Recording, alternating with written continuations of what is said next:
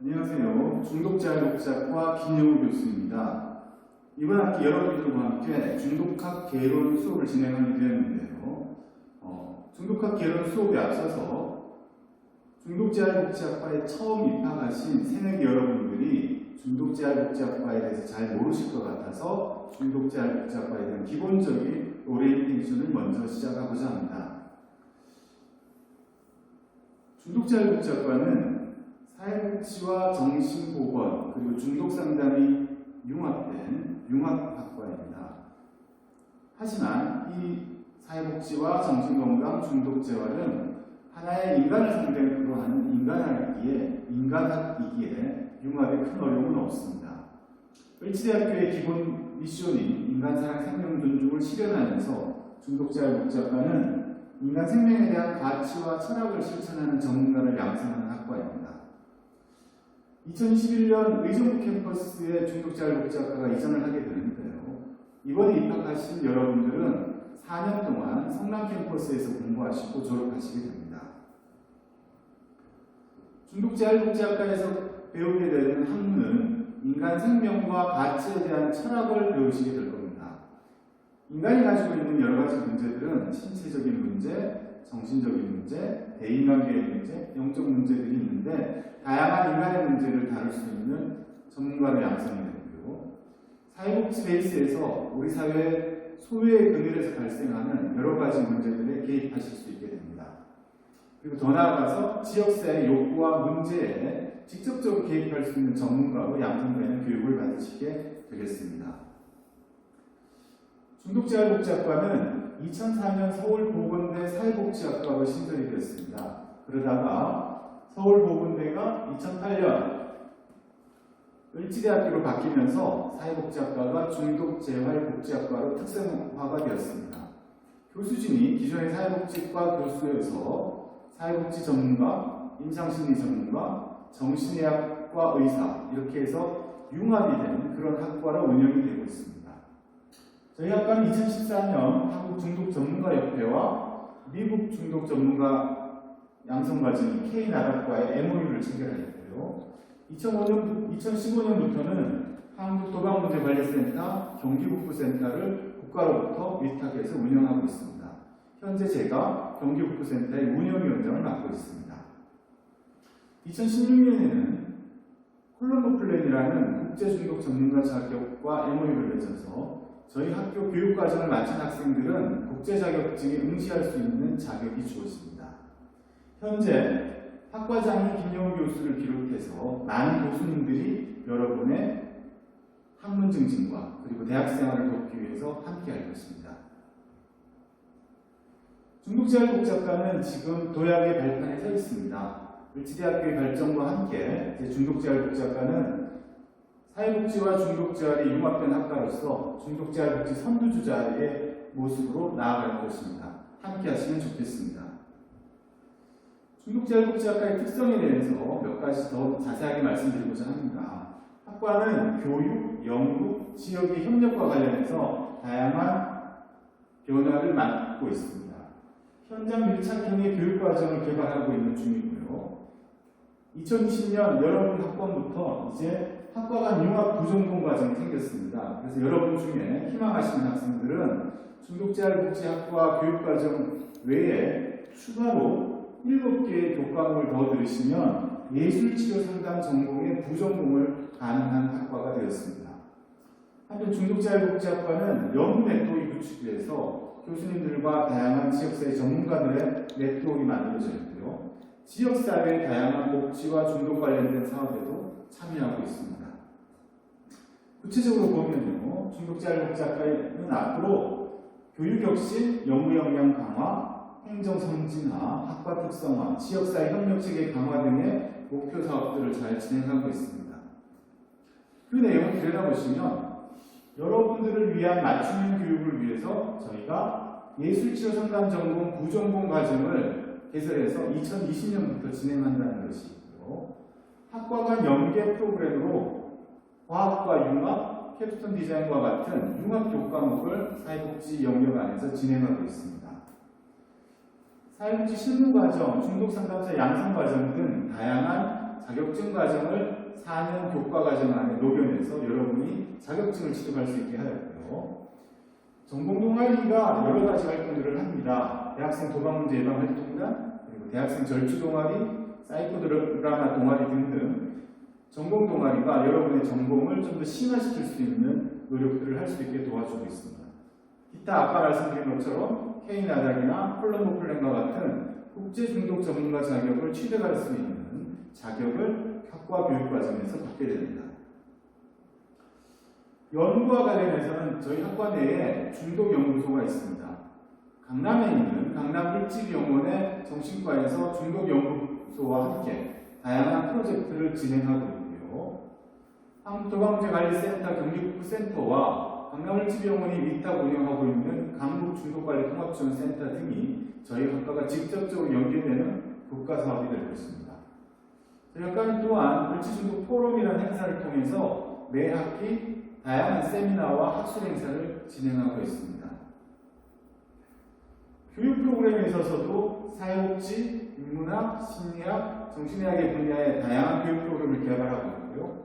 외부 수탁 연구, 그리고 발전기금을 통한 동문회 지원들도 개발하고 있습니다. 사회복지 분야의 다양한 연구들이 저희 학과 내에서 진행되고 있고요. 차인융합과 관련된 여러 가지 교육들이 개발되고 있습니다.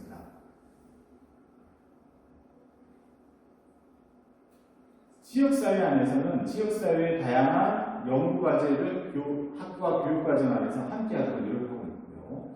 지역사회 안에서 평생교육 프로그램에 학과 교수님들이 참여하고 있습니다. 경기 꿈의대학이라든지 지역 연계를 한 중독상담사 양성과정에 참여하고 있고요. 전공과 연계된 지역사회 봉사활동에 교수님들과 학생이 함께 참여하고 있습니다.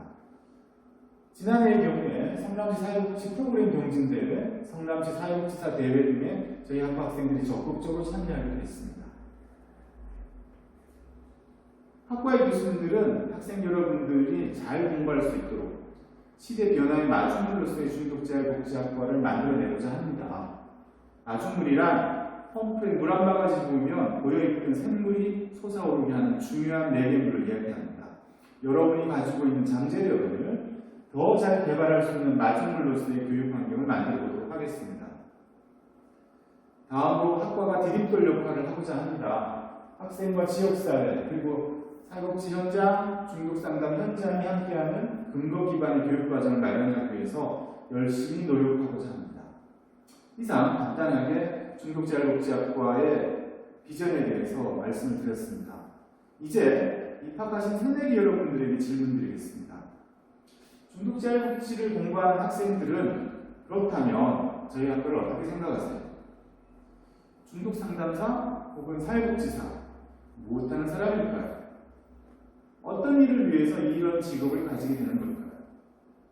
두 번째, 우리는 중독자율복지 사업을 통해 최종적으로 어떤 목적, 목표, 그리고 결과물을 성취하고 싶습니까? 여러분이 학과에서 배워서 졸업해서 그리고 여러분의 삶에서 무엇을 실현시키고 싶으세요? 세 번째, 우리가 4년 동안 중독자율복지학과에서 배운 학문에서 무엇을 제일 잘하는 사람이 되어야 될까요? 남들과 구별하는 차별화된 역량은 뭘까요? 군인은 지키는 일을 잘합니다. 보호하는 일을 합니다. 컴퓨터 프로그래머는 컴퓨터를 다루는 일을 잘합니다. 우리는 무엇을 잘해야 할까요? 그리고 우리가 함께 이 중독자율복지학과에서 공유하는 공통의 가치는 무엇일까요? 이 질문에 여러분이 한번 답해 보시기 바랍니다. 피터 드로우라는 경제학자는 이렇게 이야기합니다. 휴먼 서비스 기관의 조직체의 사명이 명확해야 그 구성원들은 명확한 역할과 소속감을 가질 수 있다. 단순히 경제 논리에서 돈 많이 버는 직업이 아니라 사람을 상대로 하는 인간학적 접근을 진행하는 전문가에 있어서는 그 사람이 왜 이 일을 하는지, 본인이 일을 하게 되는 이유, 그리고 본인이 그 일을 하고자 하는, 성취하고자 하는 마지막 결과물이 무엇인지를 알고 있어야 한다는 겁니다. 적어도 사람을 상대하는 인간학을 하는 전문가에 대해서는 그렇다는 거죠. 혹시 여러분이 지난 1월에 종강한 낭만 닥터라는 드라마를 보신지 모르겠습니다. 그 드라마의 대사의 한 부분입니다. 대부분의 사람들이 존재하는 걸 알면서도 존재하지 않는다고 믿는, 그러면서도 누군가는 꼭 지켜줬으면 하는 아름다운 가치가 있습니다. 우리가 살아간다는 건 매일 새로운 일로 접어드는 것이고요. 매일 쏟아져 나오는 현실과 마주하는 것입니다. 매 순간 정답을 찾아갈 수는 없지만 우리가 왜 사는지, 무엇 때문에 사는지에 대한 질문을 포기해서는 안 될 것 같습니다. 그 질문을 포기하는 순간 우리의 낭만은 끝이 난다 라고 낭만가부 김사부는 이야기를 합니다. 중국재활복지학과의 학우들과 교수님들이 추구하는 낭만이 이런 것이 아닐까 하고 말씀드리는 겁니다. 우리는 사람을 상대하는 학문을 배웁니다. 사람을 상대하는 학문의 그 중심에 중독상담과 사회복지가 있습니다. 중독상담과 사회복지는 사람을 상대로 합니다. 사람들은 몸을 가진 물질적인 면이 있기 때문에 그 물질적인 것을 문제 삼습니다. 사람에게는 마음, 정신이 있기 때문에 그 정신을 문제 삼습니다. 즉, 인간의 삶 전체를 문제 삼습니다. 사람들의 삶은 그렇지만 현실입니다. 부딪히고 마주쳐야 하는, 피할 수 없는 현실입니다. 왜 사냐고 묻는다면 많은 사람이 이렇게 대답할 겁니다. 생각해 본 적이 없다. 혹은 잘 살려고, 돈 많이 벌려고. 과연 그것이 우리에게 진짜 중요한 가치인가를 질문하게 되는 것이 인간학적 접근이라고 할 수 있겠습니다. 우리는 중독재활상담, 사회복지 영역에서 사람을 만납니다. 그 사람을 우리는 클라이언트라고 부릅니다. 그 클라이언트와의 만남이 우리가 무엇을 하는지에 대한 의미를 가져다 줍니다. 우리 일의 기본적인 모습이 바로 만남입니다. 마르틴 부버라는 독일의 철학자는 이런 이야기를 합니다. 내가 존재하는 이유는 너가 존재하기 때문이라고. 나와 너가 존재하는 이유는 우리가 존재하기 때문이라고. 우리가 존재하는 이유는 이웃이, 공동체가 존재하기 때문이라고. 이웃이, 공동체가 존재할 수 있었던 것은 우리가 살고 있는 이 환경, 자연이 존재하기 때문이라고. 더 나아가서 국가가요, 지구가요, 더 나아가서 우주가 존재하기 때문에 우리가 존재하는 것입니다. 지난 60억 년의 세월 동안 이 지구는 우리가 존재하기 위해서 준비해 왔습니다. 그리고 우리가 만나는 누군가의 이 만남을 준비해 왔는지도 모릅니다. 우리는 우리가 만나는 사람을 통해서 우리가 하고자 하는 일, 중독상담과 사회복지에서의 인간을 상대하려 하는 이 일의 존재 이유와 정당성을 찾아야 합니다. 만남 안에서 찾게 되는 그 존재 이유와 정당성이 우리가 무엇을 하게 만드는지를 알게 해줍니다. 만난다는 것은 그러면 뭘까요? 그것은 다가가는 겁니다. 사람들이 무엇을 궁금해하는지, 무엇을 답답해하는지, 무엇에 어려움이 있는지 다가가서 봐야 합니다. 인간학에서, 철학에서 보는 것이란 세 단계로 이야기를 합니다. 나랑 상관없이 그냥 사람들을 바라볼 때 우리는 이것을 대상화된 시각이라고 합니다. 그런데 누군가 전문가는 수많은 매스컴의 신문들의 방송에 사람들의 이야기가 나오지만 나랑 상관없는 사람들의 이야기로 볼 때는 하나도 내가 감동도 없고요, 의미도 없습니다. 그런데 누군가는 그 중에 어떤 두드러진 점을 찾아내게 됩니다. 공통점을 찾아내게 됐고요, 특별한 점을 찾아내게 됩니다. 그러면서 내게 의미 있는 사람으로 다가가기 시작합니다. 우리는 전문가를 꿰뚫어 보는 사람이라고 합니다. 문제의 본질을 꿰뚫어 볼 때 문제를 해결할 수 있는 기본적인 대안이 생겨나는 것입니다. 잘 보기 위해서는 꿰뚫어 봐야 됩니다. 꿰뚫어 보기 위해서는 뭘 해야 됩니까? 보는 것의 본질이 듣는 것임을 잊어서는 안 되겠습니다. 우리가 사회복지를 배우면서 중독상담을 배우면서 기본적으로 사람들이 하는 이야기를 들을 준비를 하는 자세를 학교에서 공부하게 될 겁니다. 사람들의 모습을 관찰하고 보고 들을 수 있다면 우리는 사람들의 모습 안에서 내 모습을 발견하게 됩니다. 그때 우리는 사람들의 모습을 그리고 내 모습을 있는 그대로 볼 것인가 아니면 포장해서 볼 것인가라는 어떤 고민에 쌓이기도 합니다. 사람들에게 다가가야 된다. 그리고 우리가 하는 일이 어떤 존재에 의해서 시작됐는지, 우리가 하는 일이 무슨 정당성이 있는지 질문해야 된다고 했습니다. 그렇다면 그렇게 잘 살려면 도대체 우리는 무엇을 붙들고 일을 해야 될까요? 어디서 시작해야 될까요? 첫 번째는 내가 공부하고 일하는 이 공부와 일의 목적과 목표를 잘 이해를 해야 됩니다. 여러분 삶의 이유와 정당성을 설명할 수 있어야 되는 거죠. 내가 사회복지사가 되고 싶어 하는 이유, 내가 정신건강 상담사, 중독 상담사가 되고자 하는 이유가 분명히 설명이 되어야 됩니다. 그 설명을 위해서는 원래 사회복지사, 원래 상담자, 원래 인간학을 하고자 하는 이 학문의 기본적인 비전, 미션, 가치, 밸류가 무엇인지를 우리가 알고 있어야 합니다. 이 일을 하는 존재 이유, 이 일을 하게 된 정당성이 무엇인지를 말할 수 있어야 됩니다. 다른 말로 하자면 왜 중독자율복지학과에 왔습니까? 라는 질문에 내가 꼭 세상을 바꾸고 싶습니다. 이런 세상을 만들고 싶습니다. 내 삶을 이렇게 바꾸고 싶습니다. 라고 표현할 수 있으면 참 좋겠습니다. 구체적인 내 삶 속에 다가가야 됩니다. 그 이야기는 내가 도와줄, 내가 함께 동반하게 되는 한 클라이언트의 삶에 다가가야 됩니다. 우리는 믿어야 됩니다. 무엇을? 사람이 근본적으로 선하다는 관점에서 사람에게 다가가야 됩니다. 선하기에 그 사람은 달라질 수 있습니다. 선하기에 달라질 수 있고 선하기에 그 사람과 우리는 함께 할 수 있습니다. 그리고 나 자신이 누구인지를 잘 알아야 됩니다. 완벽해서 지식이 많아서 사람을 돕는 것이 아닙니다. 부족하지만 나도 상처 입은 사람이지만 함께 그 사람과 동반해주는 그런 자세가 필요합니다. 잘 모를 때 우리는 항상 나보다 한 걸음 먼저 간 사람에게 물어봐야 됩니다.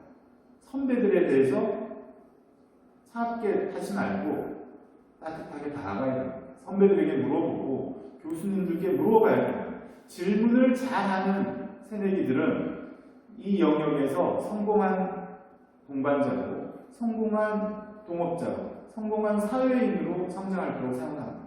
질문 잘하는 새내기가 되셨으면 좋겠습니다.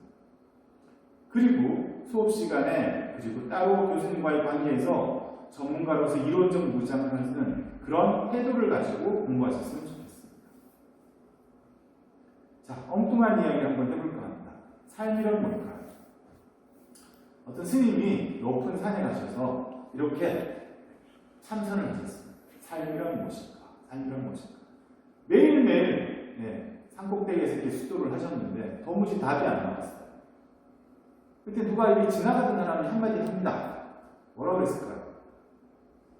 호보, 연자, 신조, 불산 이러고 지나갑니다. 저게 무슨 하느님의 계명인가 부처님의 뜻인가? 그래서 이 사람이 열심히 외우면 호보, 연자, 신조, 불산, 호보, 연자, 신조, 불산 열심히 외우면 뭔가 답이 아닌 것 같아요. 그러다가 저 바위에서 잠깐 내려와가지고 딱 봅니다. 뭘 봤냐면 산 저 높고 이렇게 적힌 거예요. 호보, 연자, 신조, 불산, 삼불, 조신, 자영, 호보 이런 내가 지금 돈 딱 빼려고 하는 게 이거였나 싶은 생각이 이 사람이 절망하고 내려옵니다. 이 사람이 이제 나 돈 닦는 거 안 될 것 같아 하고 집에 오는 기차를 탔습니다. 한 20년 전이었는데요. 기차 가면서 이제 그때까지 고민에 빠지는 거죠. 삶이 뭘까? 어떻게 사는 게 행복한 삶입니까? 그때 상인이 지나가면서 이야기합니다. 삶은 뭘까요? 삶은 계란 이렇게 이야기합니다. 이때 깨달음이 탁 옵니다. 그렇지, 삶은 계란 같은 거구나. 계란을 밖에서 깨면 어떻게 돼? 잡아먹힙니다. 다른 사람이, 다른 존재가 내 삶을 결정해버리면 나는 주체로서 살 수가 없어요. 우린 지금까지 내가 살기보다 사실 부모님이 원하는 삶을 살았는지도 몰라요. 사회가 원하는 삶을 살아야 되는지도 모릅니다. 하지만 그렇게 되니까 결국은 우리는 우리의 삶이 아니고 주체로서의 삶이 아니고 의존적이고 남에게 엮여가는 삶을 살았습니다. 어떻게 해야 될까요? 계란을 안에서부터 깨고 나와야 됩니다. 오늘 여러분이 1주차 이 강의를 듣고 나시면 3가지 강의를 듣고 나시면 이제 수업 관련 퀴즈를 하나 푸실 거예요. 그 퀴즈의 정답입니다. 따라합니다. 줄탁동시. 줄탁동시는 뭐냐면 알 속에 병아리가 알을 깨고 나오려고 하면 알이 너무 두꺼웠을 때 밖에 있는 수탉이나 암탉이 밖에서 함께 깨줍니다. 여러분이 여러분 자신을 발견하고자 하는 그런 노력, 여러분이 여러분 자신을 깨고자 하는 노력을 할 때 학교에서 교수님들이 그리고 현장에 있는 선배들이 여러분들과 함께 여러분의 성장을 도와줄 거라는 거예요.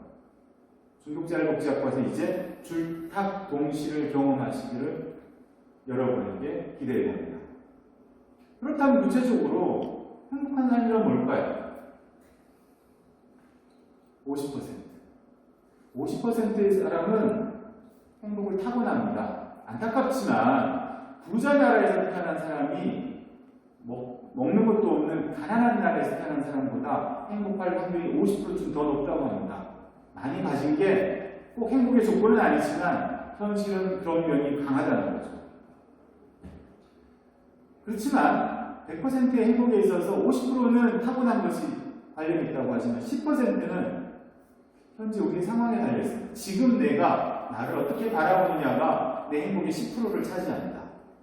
그러니까 지금 내가 이 주어진 상황을 긍정적으로 바라보는 게 필요합니다. 그리고 뭐가 남았죠? 40%가 남았습니다. 행복의 40%는 우리가 어떤 삶을 살 건지에 대한 결정에 달려있습니다. 행복은 선택입니다. 누군가는 내가 가지고 있는 것 때문에 행복해요. 여러분 나이 때는 되게 내가 소유하고 있는 것에 대한 행복을 많이 표현합니다. 나 돈 많아. 나 좋은 옷 입었어. 우리 집에 좋은 기계 있어. 우리 아빠 몇 평에 살아. 우리 아빠 직업이 뭐야. 우리 아빠 자동차가 뭐야. 이걸 가지고 내가 행복하다라고 표현합니다. 이제 좀 나이가 들면 부인으로 행복을 표현합니다. 나 이런 것도 할 수 있는 사람이야. 나 국회의원이야. 나 대통령이야. 내가 누군데 말이야. 내가 맨데 말이야 하면서 자기가 하는 일을 과시하면서 행복을 표현합니다. 진정한 행복은 무엇일까요? 철학자들은 진정한 행복은 being, 존재라고 합니다. 내가 살아가고 있는 이유를 아는 사람이 행복한 것이다.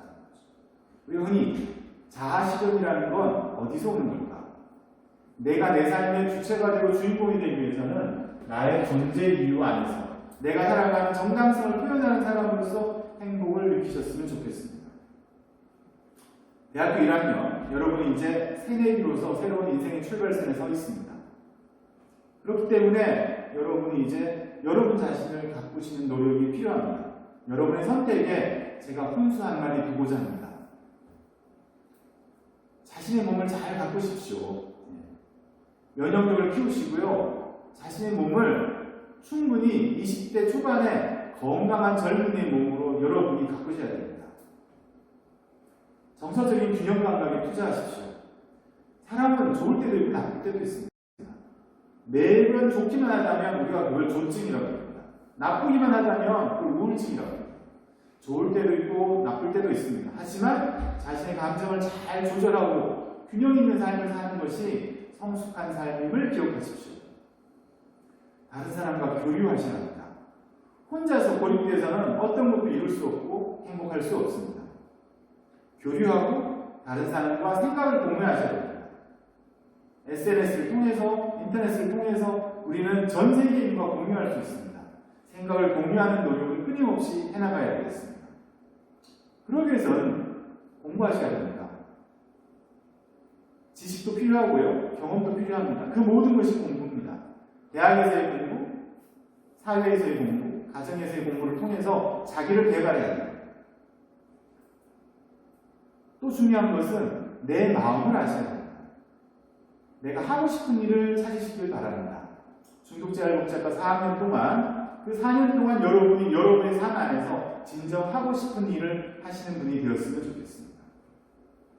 그러기 위해서 더 많이 웃으십시오. 자신의 내면을 들여다보시고 내가 어떤 사람인지에 대해서 교수님과 그리고 전문가들과 상담할 수 있으면 좋겠습니다. 저희 학과 교수님 거의 대부분 이런 상담과 인간학을 전공하신 분들이기에 여러분이 교수님들에게 좋은 것을 배우시리라 믿습니다. 그리고 여러분이 좀 더 좋은 사람이 되기 위해 다른 사람을 존중하셨으면 좋겠습니다. 마지막 이야기입니다. 상자가 하나 있습니다. 한 개의 상자에 4가지를 순서대로 집어넣으라고 합니다. 모래, 탁구공, 야구공, 농구공이 3분의 1씩 있습니다. 3분의 1이 4개니까 3분의 4가 되겠죠. 그러면 이게 넘칠 게 뻔합니다. 누군가가 이렇게 넣었어요. 모래부터 넣었어요. 3분의 1. 탁구공 넣었어요. 3분의 2. 야구공 넣었어요. 3분의 3. 다쳤어요. 농구공 어떡하죠? 어떻게 하면 될까요? 반대로 하셔야 돼요. 자꾸 쓸데없는 것부터 챙기지 마시고요. 농구공처럼 크고 중요한 일부터 내 인생의 나무 상자에 집어넣으십시오. 크고 중요한 것부터 챙기셔야 돼요. 그 다음 조금 덜 중요한 거. 그 다음 조금 덜 중요한 걸 넣고 한번 흔들어 보세요. 공간이 생깁니다. 자꾸 쓸데없는 모래 같은 작은 일들은 마지막에 넣고 다 부어도 커피 한 잔 더 부어도 될 정도의 공간이 있습니다. 여전히. 여러분의 인생의 나무 상자에 뭐부터 넣으시겠습니까? 모래알처럼 자꾸 쓸데없는 것부터 채우실래요? 아니면 크고 중요한 일부터 챙기시겠습니까? 여러분이 크고 중요한 것을 챙기는 새내기가 되셨으면 좋겠습니다. 행복한 새내기가 됩시다. 혹시 제게 메일 주실 분은 이 이메일로 보내시면 되겠습니다. 혹은 구글 클래스룸을 통해서 제게 연락하셔도 되고요. 카카오톡을 통해서 연락하셔도 되겠습니다. 이제 1주차 제1강에서 다시 뵙겠습니다. 감사합니다.